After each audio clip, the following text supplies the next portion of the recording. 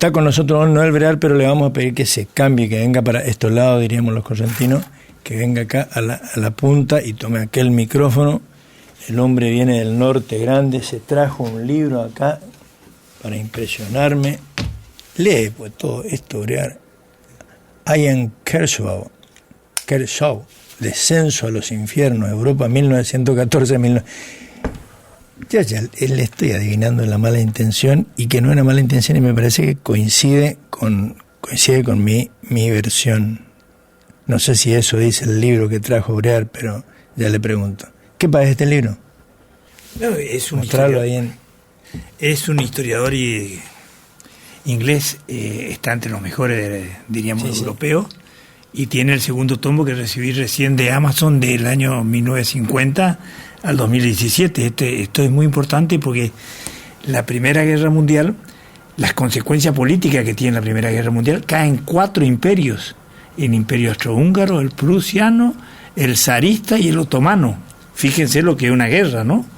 Y después el periodo de entreguerra, donde realmente un capitalismo que no da respuesta, y nacen 3 ideologías en Europa de la violencia y la muerte, que es el fascismo en 1922, el nazismo en 1933 en Alemania, y el comunismo en 1917 en plena guerra, ¿no? Pero yo yo fui mal pensado. No está bien pensado, porque lo que estoy diciendo es que la entreguerra es muy parecida a la lucha comercial, el desempleo, el tema del fascismo en su nueva versión. Estamos viviendo un Trump que el único límite que tiene es el deseo. Entonces me interesó ver la entreguerra, porque la entreguerra europea es cómo construyen la Segunda Guerra Mundial, ¿no? Sí.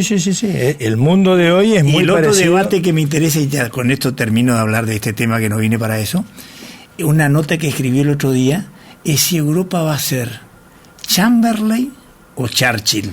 Uh-huh. Eso puedes traducir vos si querés. Sí, qué bueno. Traducirle al título. No, Chamberlain fue el que cedió ante las presiones y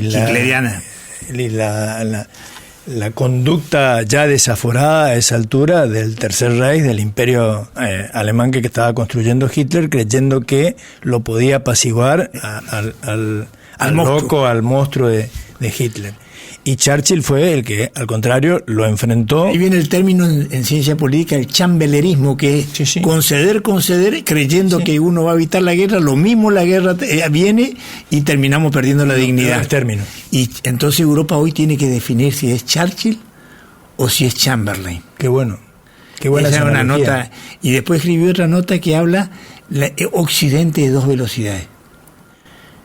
Porque Europa estuvo subordinada a Estados Unidos en términos de la OTAN, del Plan Marshall en su momento, del Estado de Bienestar. Eligió un paradigma comercialista, no eligió el paradigma de la guerra, en términos. Sí. Y hoy se da cuenta que tiene que invertir el 5 puntos del PBI para la guerra y armamento, para ser un jugador internacional. Porque hoy le armaron una guerra en Europa con Rusia. Le quitaron el gas barato y el petróleo barato, y le vende Estados Unidos ahora a Europa el petróleo y el gas caro. Le complicó el tema de Irán. Entonces a Europa la están tratando para el churrete. Por eso dice, a mí no me quieren tener de comida y no estar en la mesa de los comensales que decidimos. Es una cosa que yo creo que termina siendo Churchill, ¿no? Sí. Porque Trump, subordinación absoluta. Trump me parece que va a tener un final a toda orquesta tipo Orban, donde las elecciones en Estados Unidos, el ciudadano, la democracia, otra vez que nos va a salvar, ¿no? La democracia. Porque esto es un autoritarismo competitivo lo que estamos viviendo con Trump, una deformación que hay dentro del sistema democrático, una extrema derecha peligrosa. Tan es así que en Europa apoya todo lo que sea no democrático, es decir, le apoya al segundo partido de Alemania, que es pro-nazi, le apoyó a Le Pen, que le hicieron un cerco sanitario en Francia, fue a apoyar a Orban con Vance, el católico nuevo, porque ahí había sido que no era católico. Ahora se volvió fanático del catolicismo, reaccionario, ¿no? Del que habla la misa en latín, dado vuelta y no en el idioma de su país. No, esa parte de Vance no sabía. Sí, es un peligro son. Bueno, pero contame, aunque parezca que no, esto tiene que ver con... Por eso estaba leyendo estas cosas, porque la entreguerra es muy importante porque te marca qué estamos viviendo ahora. Sí. sobre todo el desconocimiento de las normas y la lucha de los aranceles y el comercio también, y el desempleo que hubo y el septiembre negro. Pero miren, y ahí les voy a contar una anécdota para que sepan, porque está muy de moda. Hoover, que era el presidente de Estados Unidos, era un liberal, y en la caja de herramientas le pasaba como Milei. Quería atarse para que Ulises no le agarren los cantos de sirena de que había que cambiar, y realmente la gente le cambia porque dice, no, esto no puede ser. Y ahí viene Roosevelt. Sí. Y Roosevelt trae el keynesianismo, que es el efecto multiplicador, hacer la inversión que hay que hacer. Un adelanto del peronismo. Crear empleo. O no, porque digo, no apuremos todavía, pero porque si no podemos asustarle a la gente. No, y usted lo que está trabajando para Milei, no para el otro. Si usted, hay que manejarse en esto tenemos que ser muy prudentes, hay que construir una alternativa. No, bueno, Milei no quiere saber nada, no solamente de peronismo, de radicalismo, de keynesianismo, de nada. Pero lo que quiero decirte es, todo esto estoy mirando porque Roosevelt, con ese juego del keynesianismo, ganó hasta que murió. Sí, pues, tan así que sale la enmienda constitucional de no reelección. Digámoslo, y en serio, digo para que la gente sepa. Construyó, Roosevelt es probablemente el arquitecto de lo que conocemos en el derecho internacional, comparado, y en la política internacional, con el estado de bienestar. Así es. Que en la Argentina lo fuimos construyendo. Y en Alemania lo construyó Bismarck, un conservador. Sí, ¿no? señor. Pero que Bismarck le dijo, le ofrecieron a Adam Smith, el libro de Adam Smith, de la libertad, hacer un país, porque era un país tardío, y dijo, no, yo primero tengo que construir un país, armar una industria, con Von List, que fue el Sistema Económico Nacional. Cuando esté altamente competitivo, lo saco a correr a Adam Smith conmigo y no hay problema. Pero antes no. Y en Estados Unidos hicieron lo mismo. Sí. Los sonsos como Milei, por eso es que Milei está con un problema. La teoría económica no le responde, dice. Es como si uno fuera un piloto de avión y empieza a tocar los botones y dice, no me responden. Pero ¿y él por qué está creyendo que esto es un dejar hacer, dejar pasar? No sabe que yo a esta altura ya creo que no es tan bruto como se hace pasar o como nosotros creemos, sino que hay una clara intención de, como decía un artículo, mala fe. La intención de desmantelar el estado del bienestar y todas las capacidades soberanas del Estado. Y esto es su brazo. Pero lo que dijo, soy el topo que viene a destruir el Estado. Y odian el Estado, chamigo. Y si vos no le querés, es una cosa insólita, porque en última instancia, cuando hubo COVID, los estados del mundo son los que salvaron la situación, ¿no? Sí, pues, por supuesto. El Estado-nación no se conoce actor en el siglo XXI que sea sustituido.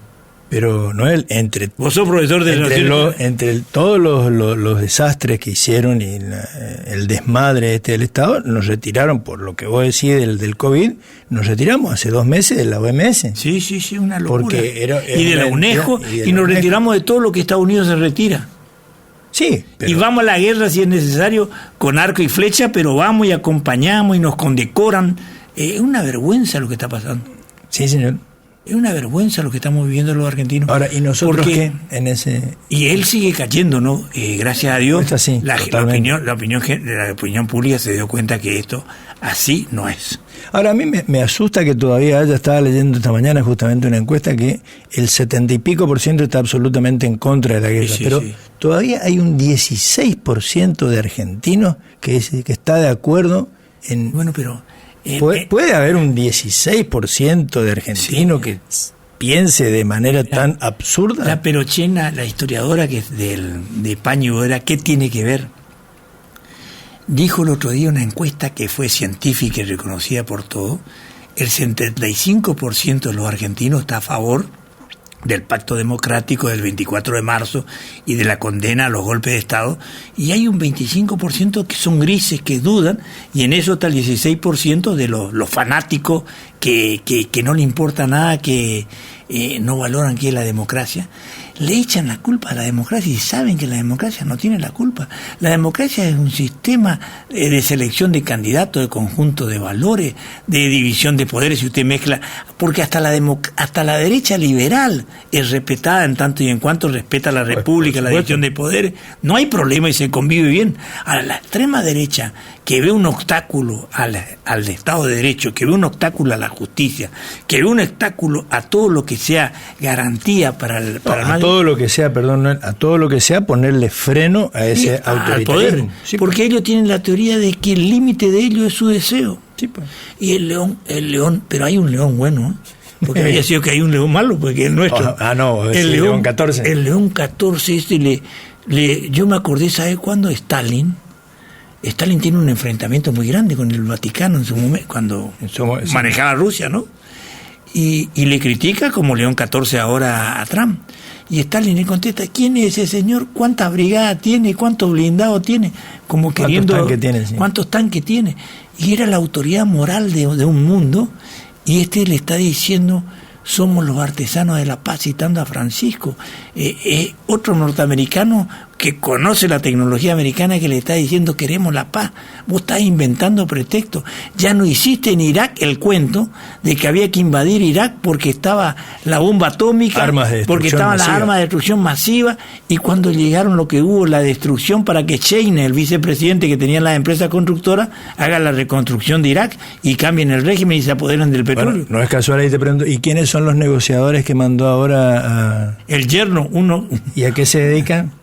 Y bueno, especuladores inmobiliarios. Especuladores inmobiliarios, y después todo el tema de petróleo, son donde a Venezuela y al único que no es un problema ideológico es a Cuba, que le está queriendo medir, y ahora cuando termine, dice él, este tema. Yo creo que Trump termina él antes que Cuba, antes que Irán y antes que Cuba. ¿Y Argentina qué? Y somos cuando éramos chicos, a mí me enseñó Dante Caputo y Moró. Cuando éramos chicos, tirábamos los barquitos de papel el día que llovía. Estamos siendo un barquito de papel. Porque insertarse ciegamente ante Estados Unidos e Israel es una equivocación estratégica. Lo dijo muy bien el primer ministro canadiense en Davos, cuando dijo, o somos partícipes en la mesa, o somos el menú. Y nosotros parece que queremos ser el menú. Sí.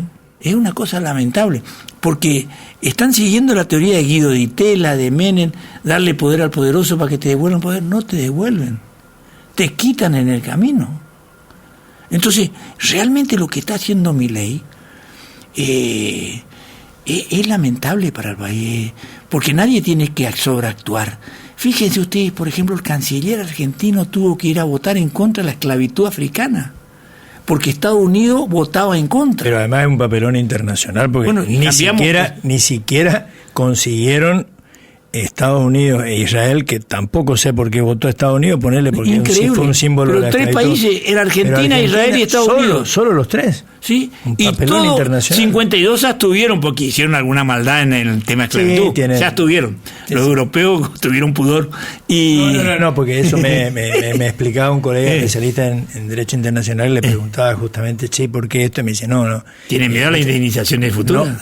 Claro, pero a la cláusula, no contra la esclavitud, sino lo que le preocupa es la cláusula de la imprescriptibilidad. Eso, por eso hoy todavía un nieto, un tataranieto, pueden hacer un juicio de indemnización. venga y le pida guita. Entendí, es la reparación que se habla, porque en violación de derechos humanos está la condena imprescriptible y reparación económica. Sí. Ese es el problema. Y que te puedan tomar en cualquier parte del mundo. Sí.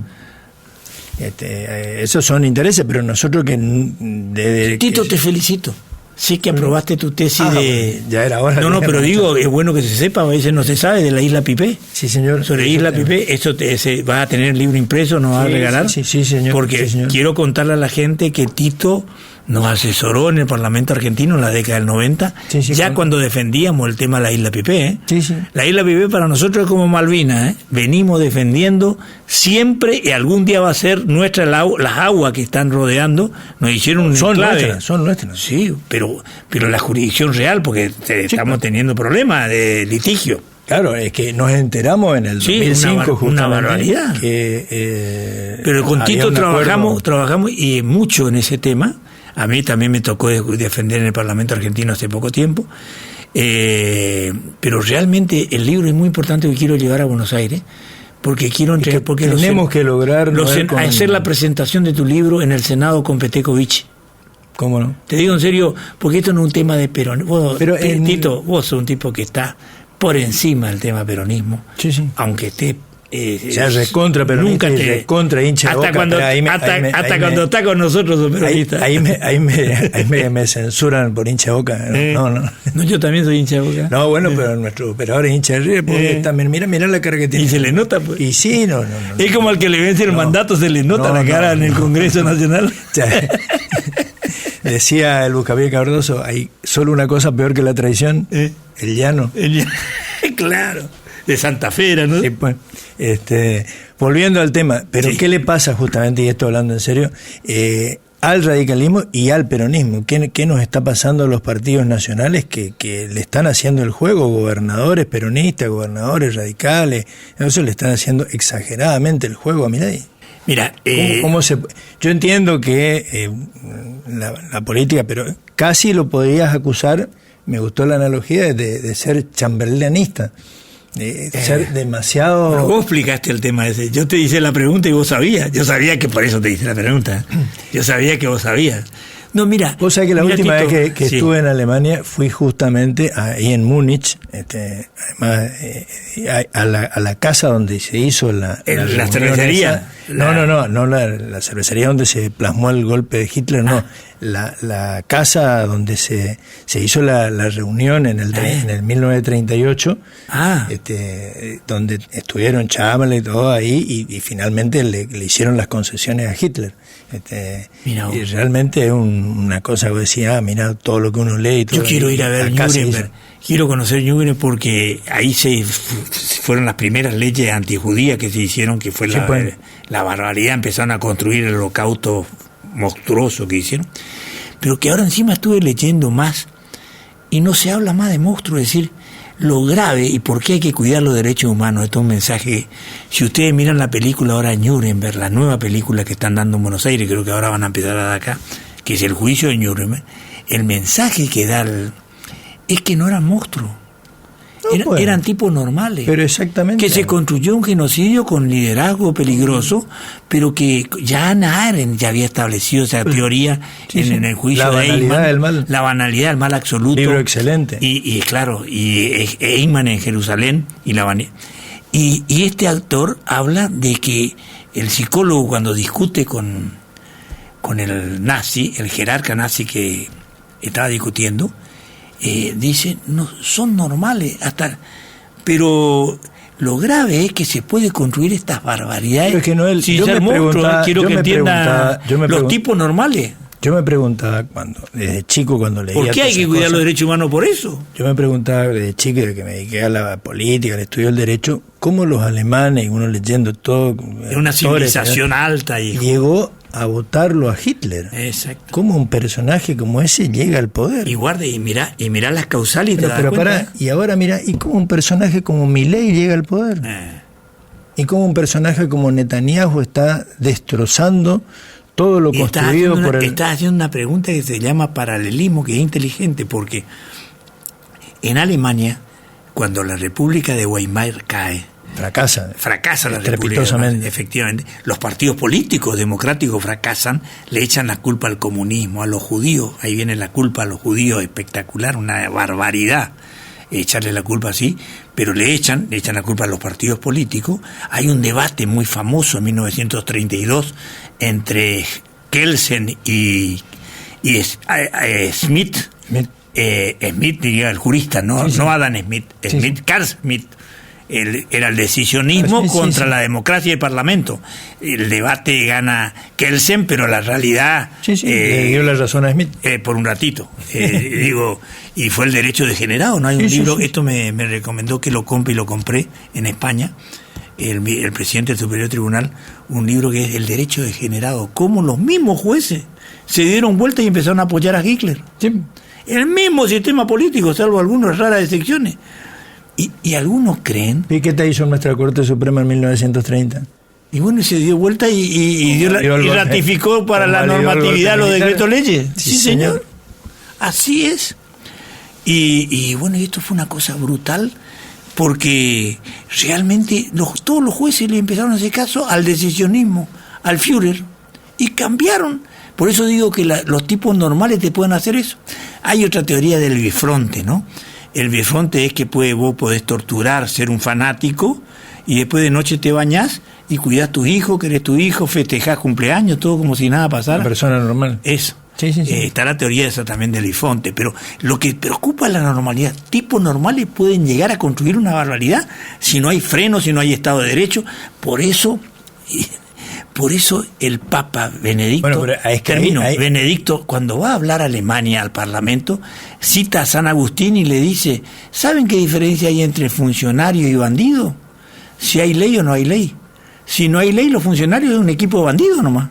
Sí. Que él hablando de la dictadura y de toda esta cosa. Sí, esto hizo Benedicto, dijo eso. A eso apuntaba mi pregunta. Alemanes contra alemanes, como eso, León XIV, americano contra americano, ¿no? Eso apuntaba mi pregunta de qué nos está pasando a los argentinos, que los partidos políticos no reaccionan. No reaccionan. Porque no reaccionamos, asumamos la responsabilidad. La verdad es que venimos de un fracaso, la partidocracia argentina fracasó. Si no nos hacemos la autocrítica, digo sobre todo la partidocracia nacional. Fracasó, no dio respuesta, no manejó el tema de la deuda externa, no entendió el fenómeno de la deuda externa, qué implica y cómo nos tumba cada 5 años, no entendió cómo se cambia un perfil exportador y agrario y cómo pasamos de ser extractivo y primario y damos realmente valor agregado a las cosas. No entendió el equilibrio fiscal. Vamos a hablar con honestidad intelectual, porque es un triángulo que tenemos que saber manejar a futuro. Ahora, ¿solamente la clase política, Noel, o también muchos empresarios, los parásitos, medianos empresarios que terminan siendo víctimas de los... Yo primero quiero hacer la autocrítica en la política. Después, estos fueron los grandes grupos económicos, provinciales, nacionales, los que se enriquecieron y utilizan la política también. Sí. Digo, porque hoy muere Brandoni, tenemos que reconocerle que es un hombre de bien decente y se va la gente llorando a la legislatura. Mueren un montón de políticos porque son mucho más los políticos Brandoni que los chorros. Pero los chorros se notan, digo así, pero los Brandoni hay a miles. Pero además que a esta altura los chorros, y lo estamos viendo con Adorni, son absolutamente impunes. No, claro, no, y aparte no tiene nada que ver porque es la condición humana, pues no es la política. En la condición humana, en la extrema derecha hay condición humana. Y había sido que le malen, si no tenés frenos, si no tenés morales, si no tenés... son unos bárbaros. Y se vuelven tártaros salvajes. Y no tienen límite. ¿Y cómo hacer para frenar eso? Tiene que ser fortalecer el Estado de Derecho y la opinión pública. Porque en este tema, fíjense, a la opinión pública argentina hay que decir, está sufriendo mucho, ¿no? Está dura la mano. Sí, yo creo que está empezando a reaccionar. Y le está haciendo castigar con algo que no necesita llegar a las elecciones. Le empezaba a mostrar que empiezan a perder legitimidad moral, pierden legitimidad política, tienen problemas económicos. Hoy ya están discutiendo si el modelo económico o la política es la que le está llevando para atrás. Están en una política del cangrejo, no encuentran la vuelta y están como esperando que le llegue el final de la película, que hay que respetar los plazos, todo, pero no le están encontrando la vuelta. Van a necesitar dólares porque el manejo de la deuda externa es tan brutal. Todo está preparado para pagar la deuda externa. La deuda universitaria tiene que ir a la Corte Suprema a ver cómo no se paga. Pero la deuda del 2001, que quedó pendiente, el residual de los bonos, está listo para pagar. No se paga. El argumento en la ley universitaria dice, no tenemos plata, díganme de dónde sacar. ¿Por qué todos los legisladores, masivamente, los que no son directamente del palo de la Libertad Avanza, le dicen, porque le votaron ellos también, vamos a reponer los impuestos a los ricos que sacamos? Sí, señor. Vamos a poner todas las cosas y eso es mucho más de lo que se gasta en la universidad. Mirá, Meiner, está estudiado en Estados Unidos, los ricos no pagan impuestos. Y menos los big tax. Sí, los ricos no pagan impuestos. Esa es los republicanos. Ellos lo dicen a boca de jarro. Sí, es la discusión pública. Y ahora se están dando cuenta de la gente, por eso que perdieron 14 lugares que hubo elecciones este año, ya se empezaron a dar cuenta que en el negocio que los ricos no paguen cosas no funciona así. Hay que poner, es al contrario, es al revés, progresivo. Cuando más ganás, más tenés que pagar. Porque acá lo que se está matando es la palabra solidaridad. Lo que está matando es la palabra justicia social. Acá se quiere aparecer que la expropiación es un robo. Lo que es un robo es una confiscación. Lo dijo tu presidente. La expropiación es un artículo constitucional en todas las constituciones occidentales del mundo. Es legítima. Lo que es robo es la confiscación, sacarle sin pagarle la indemnización. Y así esta gente está no cree en el bien común.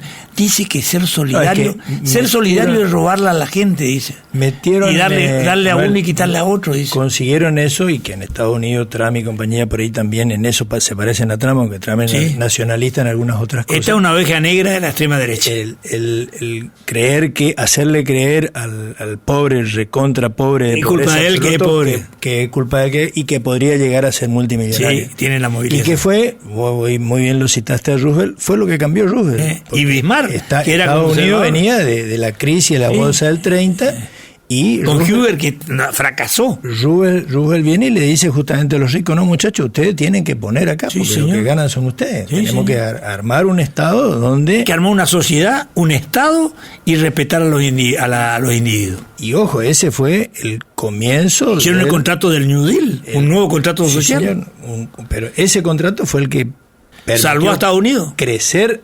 espectacularmente a la sociedad norteamericana y hasta a las empresas norteamericanas, y adueñarse del mundo. Así es. Pero pagándole a sus obreros. Y una cosa que hay que decir, muchachos, no nos comamos el verso. Cuando el programa Manhattan, que termina en la Segunda Guerra Mundial, que es toda la infraestructura militar que invirtió fortuna a Estados Unidos en información, en tecnología, después la NASA, sirvió para que los empresarios tomen esta tecnología, y con eso se hicieron ricos. Y ahora los Bismarck, esto con la NASA, con esto, todas las inversiones que está haciendo el Estado, es brutal. Tan es así que cuando se pelea el Levitis Musk, que estuvo en el gobierno con Trump, ¿sabes lo que le dice Trump? Te quito los subsidios y desaparece, siendo uno de los tipos más ricos del mundo. Están todos subsidiados. Porque ellos tienen hacen negocio con el Estado. ¿Querés que te diga cuál es el teorema que ellos tienen? Lo leí a fondo a Noam Chomsky. Tienen subsidio para los ricos y economía de mercado para los pobres. Y si acá tenés el ejemplo. Bueno, escuchá. Mercado Libre. Escuchá. Tu amigo, Galperín. ¿Cómo se llama? Galperín. Sí. Que sigue estando subsidiado, y es el apóstol y el paradigma del liberalismo y de que no toca nada. Exactamente, y sigue subsidiado. Le seguimos subsidiados con la nuestra, son de comunión diaria, le gusta la hostia del Estado. Es una cosa de loco. Y la gente compra eso, lamentablemente. Sí, cree de buena leche. Sí. Pero así están sufriendo. El ajuste vino para los discapacitados. Don Orione, 37 personas discapacitadas sin autonomía están sufriendo, y son 1.200 en la Argentina. Para que se den cuenta, hasta le toman la sopa a los enfermos esto, ¿eh? Sí. ¿Escuchaste esa frase? Cuando esto le toman la sopa a los enfermos, están cargando los hospitales porque no cuidan el PAMI. Le toman la sopa, son tan inescrupulosos. Pero además, ¿a qué apuntan? Porque vos venís de la reunión del Norte Grande, que al final no hablamos, así que vamos a tener que hablar otro día, pero uno de los puntos que estuvieron tratando allí son las obras de infraestructura y la reparación de las rutas.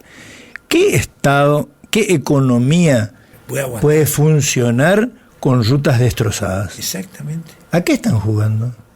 Y encima, no cumplen, hacen convenio. No podemos terminar 13 kilómetros de autovía en 3 gobiernos.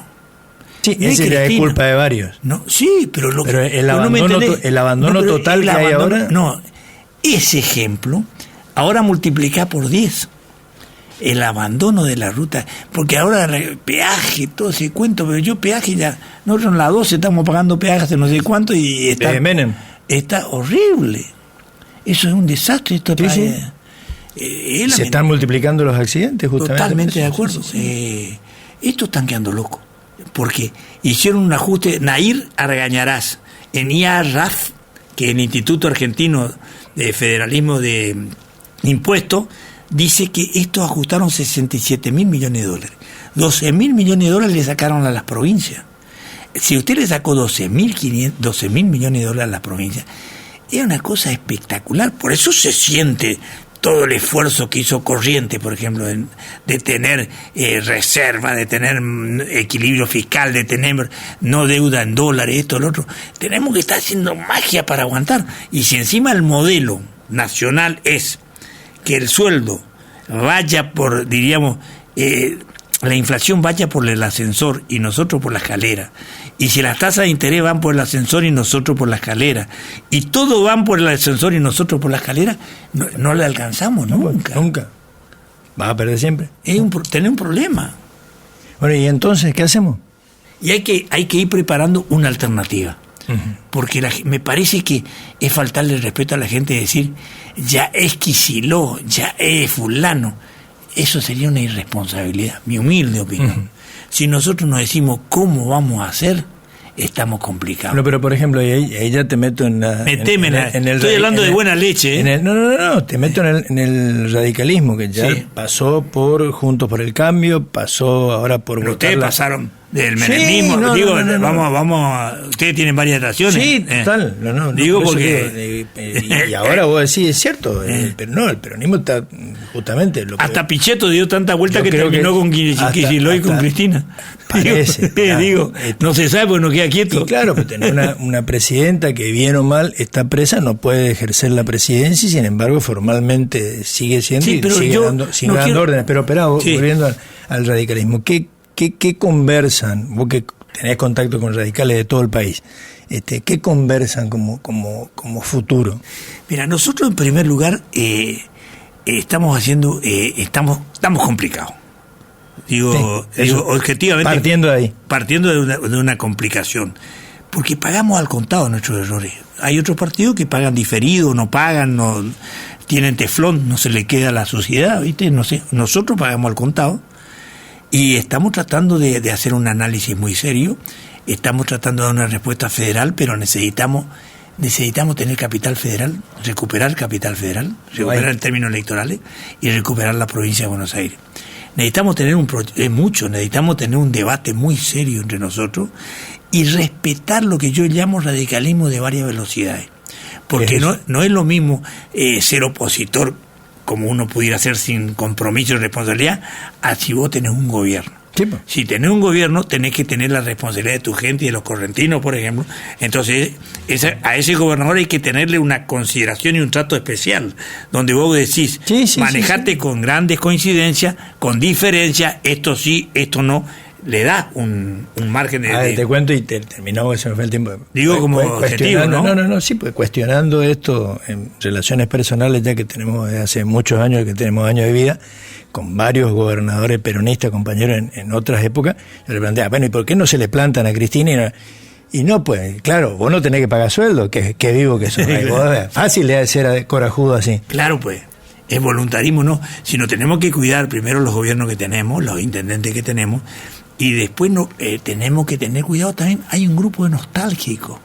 También. Que por metáfora le digo, me hace acordar a los comunistas cuando cayó en la implosión de la Unión Soviética, iban a la Plaza Roja porque vino el capitalismo y no entendían qué pasó. Bueno, hay grupos de nostálgicos que lo que tenemos que mirar es el futuro. Cómo construimos, pero a la gente hay que darle algo creíble. Sí, señor. Noel, me debe otra visita porque nos quedamos y son tiempos de coalición, Sí, señor.